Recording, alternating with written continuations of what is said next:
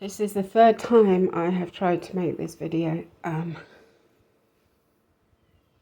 first time I tried, all hell broke loose, so I know that I need to make it.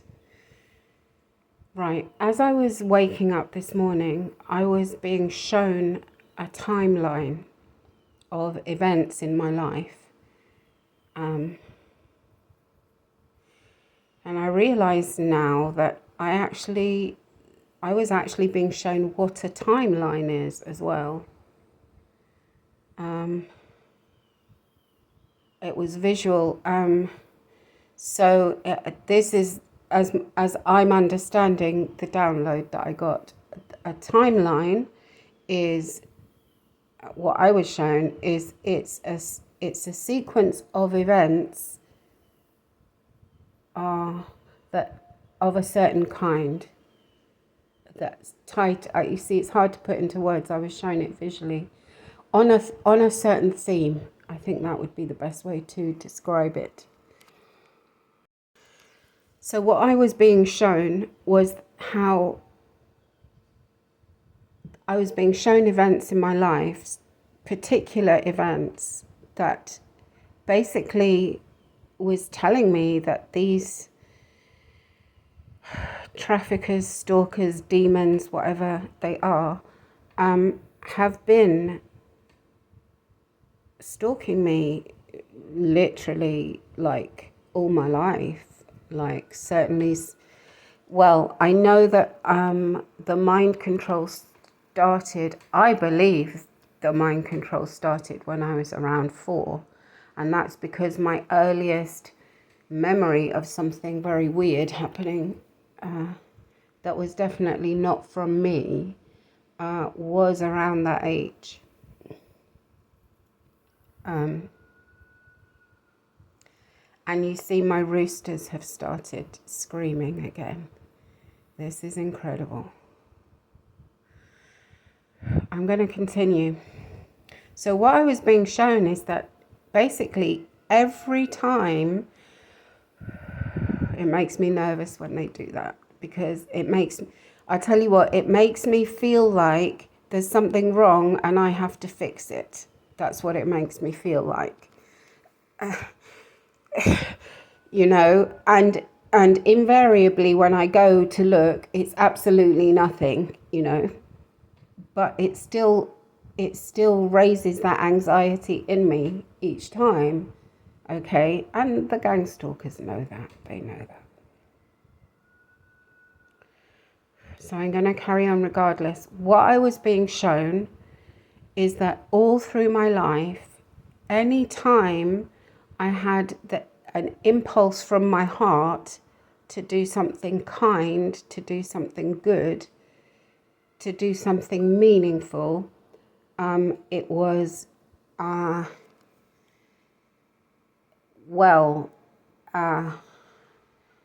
discouraged, but also, obliterated and destroyed as well. I'll try and think of some examples. I think the earliest one was when I was maybe around, 9 years old. This is difficult for me because they're out there screaming, all right? And it's literally making my heart race. It's really making me panic, okay? So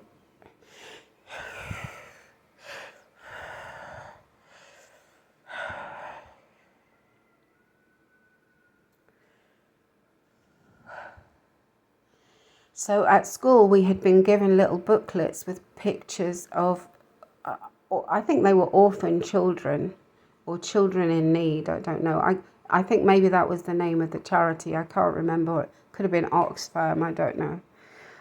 But we were supposed to sell these little pictures. And I was not doing very well with that at all. And it was time to take the books back, like the next day. And I was so upset that I hadn't been able to sell them all that I got my piggy bank, which was full of coppers and things, we got very little pocket money in those days, and we earned it as well. Like, for example, if I can't remember which way round, I think it was the front garden, if we mowed the front garden, we got 10 pence.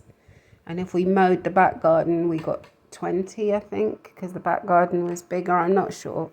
But anyway, so we earned our pocket money, and it wasn't very much. So I had a piggy bank with full of coppers, just coppers, which were like, the highest amount would have been 2 pence, which is, I guess, about, I don't know, 3 pennies, 3 pennies here in America, something like that, okay? And then the smallest one was a halfpenny, which I don't even, like 2/3 of a penny, I guess it is, I don't know. And what I did was that I bought them all. I took all my money and I shared it between the the pictures so that I'd have it enough to buy all of them, okay? And I took it to school. And they called my parents.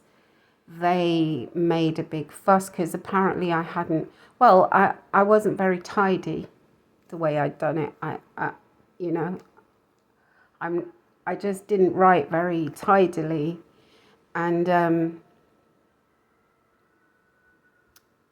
they turned it into something bad. And I'm not really quite sure why, but they turned it into something bad and I got told off for it. So that was I think my earliest memory of that kind of thing happening. And then when I was around 17, I think, 17, I believe so, I had gone to live with my grandparents in Argentina, and I had been reading, they used to get the paper called the Buenos Aires Herald, which was the English newspaper there. And in that newspaper, I saw that there were some missionaries from America who had come, and they were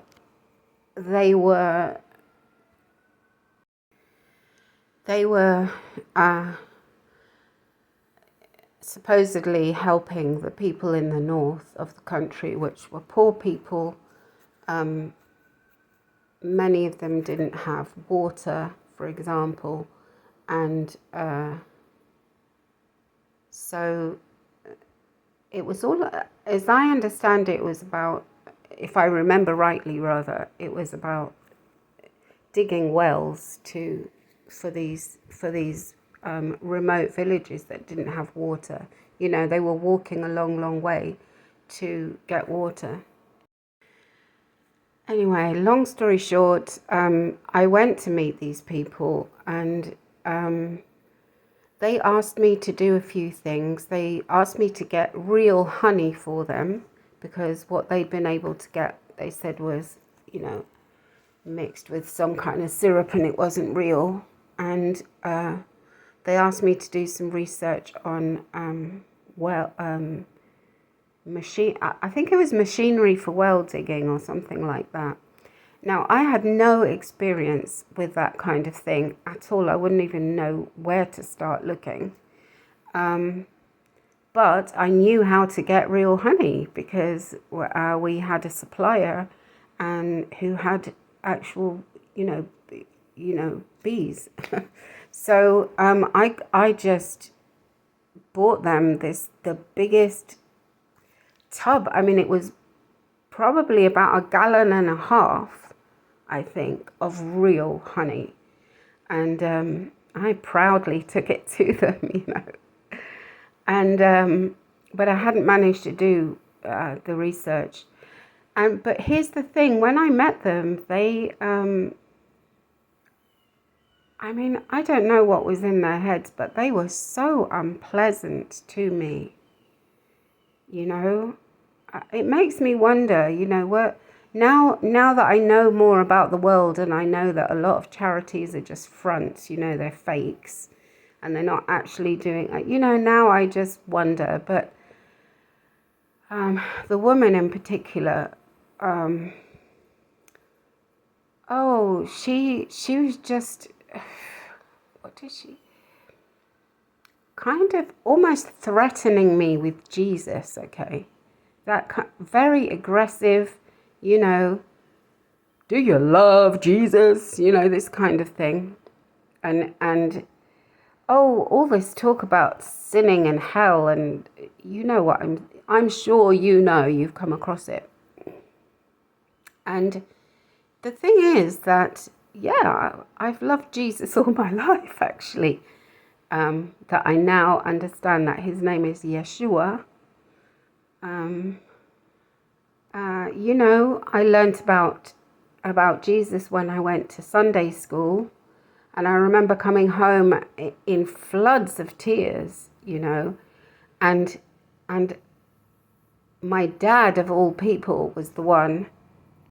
My dad of all people was the one to, you know, talk to me about it. And I say of all people because he was a scientist and an atheist, an absolute atheist. I mean, my mum, who was the daughter and granddaughter of a pastor and very spiritual and very religious, he would just basically laugh, you know. He would, oh, look, there's my, you know, he just felt that anybody that went to church and believed in God was just stupid, you know, okay. So he of all people was the one to talk to me about this. And, you know, he said, what's wrong? And I said, you know, you know, why did they have to kill Jesus? You know, I was just distraught. I was about, I don't know, 5 or 6 or something. And I was just, you know, to me, the whole world had changed from this information, you know. The whole world was now evil to me, you know. This was big. And I remember he just said something like, oh, it was a long time ago, you know. And of course, that's not an answer, is it? Anyway, so these you know, these missionaries were preaching to the converted for a start, but in such an aggressive way that, you know, I found myself thinking, wow, if I didn't love Jesus so much, I would be put off him by this kind of thing. So anyway, I didn't go back to see them. I just didn't. And there's another time, you see, and that was really an impulse from my heart. I thought, oh, great, you know, they're actually, there's people doing things to help. I want to help them. You know, it was an original impulse of the heart, which is never wrong. It's just never wrong, is it? That's from God, isn't it? Another one I remember, well, this was quite a big one. I was about, this was, now I can't remember the year now, 2003, 2005. When was the tsunami? It was the year of the tsunami, okay? And I was a single mum then.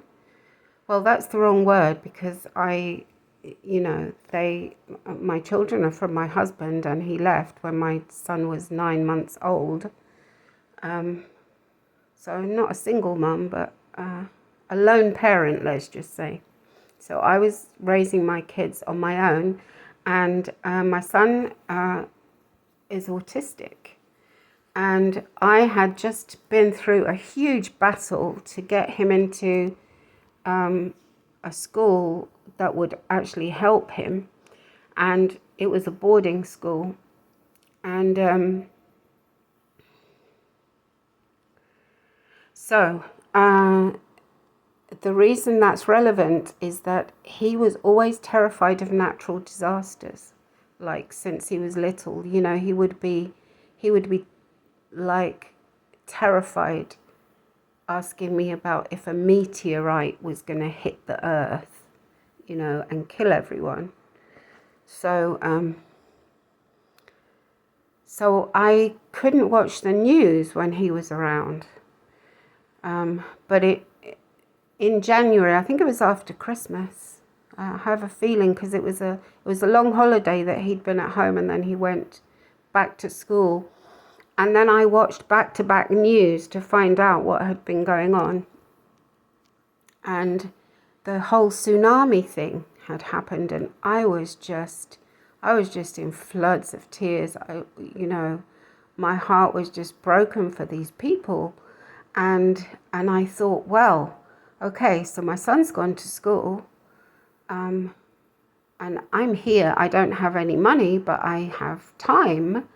I could do something to help. Okay. So this was an idea that I had, and I started talking to some people about it. And, there are good people in this world. And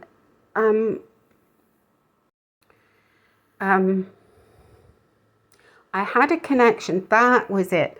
I had a connection. Somebody that I knew from London had been on a retreat to Sri Lanka, and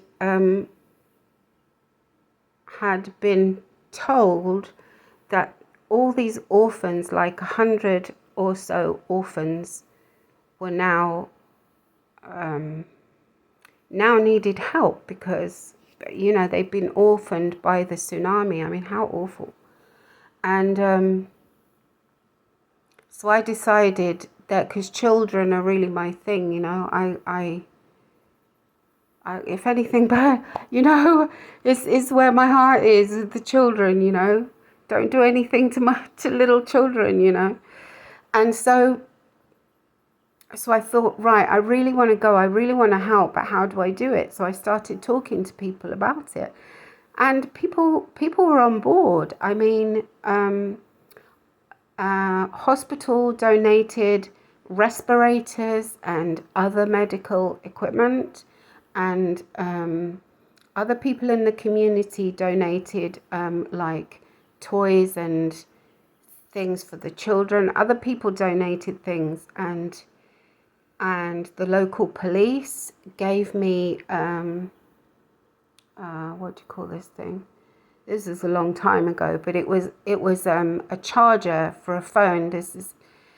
It was just kindness, They told me that this would be helpful, that I always would need to have a phone. People were kind, okay? I don't know why I'm finding it so hard to talk about this. It's not flowing, is it? I think they're trying to wipe my memory or something. I don't know. But what happened was that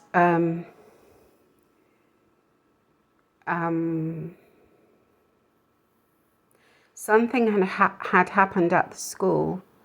My son had been bad, okay? And they wanted to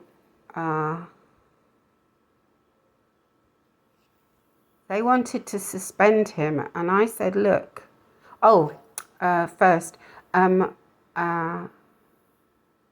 friend of mine had said to me, look, you don't have a job or any money, but you have time, and I have a job and money but no time, so let me get you the ticket. That's what happened. So she bought me the ticket. A long time afterwards, I managed to give her the money back for that, but she paid for the ticket. She said it was her way of, being there without being there, So I was all ready to go, and then the school told me that my son had been bad and they were going to suspend him. And I said, well, look, I'm going to Sri Lanka to help the orphans. And they were very angry with me, and they felt that as a good mother, I should cancel that trip. Okay? And to punish me for that, they made the suspension as long as possible. I think they were trying to make me cancel the trip. So instead of that, I called the bank. Now, I had no credit or anything with the bank because I'd been a single mum for all those years. I hadn't worked. I had no, overdraft arrangement or anything. But I just told them what the situation was. And I said, look, I need just enough to get a second ticket. That's what I need. And by some miracle, they agreed. And so I took my son with me. Okay. Now, the most extraordinary thing happened now that I think about it. But of course, I'm a mind control victim. So I was not making the connections that I should have made, you know. This was what happened when I got there. There was no children, and now knowing what I know, and I'm sure some of you listening are alarmed at this, where are the children? You know, what the hell happened to over 100 children? Where are they? Okay. And I didn't get an answer to that. I did meet some people who took me to a hospital where I could donate the medical equipment. And then I met a woman from a charity called Manicare, I believe it was called. She was based in Spain. She was an English lady who was based in Spain, and her name was Joy. Very, very nice lady. And I because, I had got there and there were no children to look after, which I thought I'd be looking after children, and that didn't happen. So I'd met her and I kind of hung out a bit with her people. But I don't know, it was very strange, you know. The people there, the Sri Lankans, kind of treated us like guests, but I didn't feel that I was really helping in any way at all, all right? And but I gave these people the stuff I had left. I gave Joy from Manicare the rest of the things that people had given me that for the children and stuff, because they were in contact also with some other orphanages. And in fact, we did go to an orphanage for a day and spent time playing with the children. But, you know, we were just, I think we were more of a nuisance really than a help. But Joy and her team were doing good things. They were helping to build new houses and things like that, you know. Anyway, my time was up.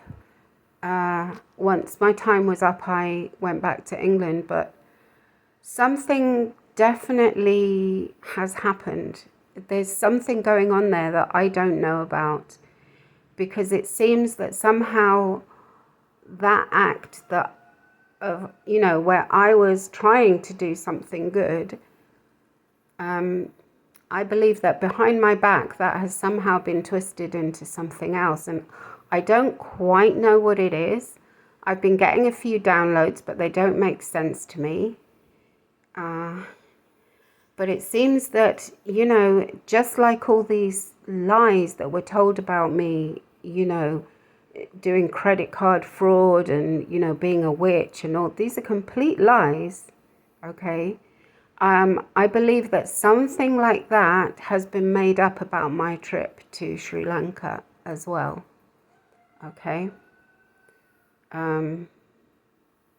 As I say, I don't know what it is, but what I was being shown in this morning on this timeline was that literally every time I've tried to, you know, follow the instinct of my heart to do something good and positive and helpful in the world, that has been squashed and destroyed and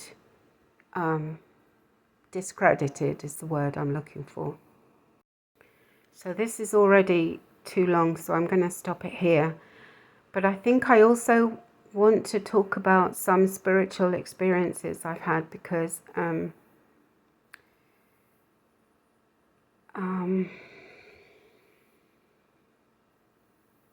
now know. Look, I've had people basically stopping me from talking about my spiritual experiences by saying things like, that, oh, you know, if you start talking about that, it will make it look like you're showing off, or, you know, don't you think that deep spiritual experiences should be kept to yourself? You know, isn't it a private thing? You know, this kind of thing. And that's another thing I realized this morning. They were shutting me up. They don't want me to talk about my spiritual experiences because they wanted to make people believe I'm a witch. Okay. So I'm going to talk about it, and that's going to be my next video.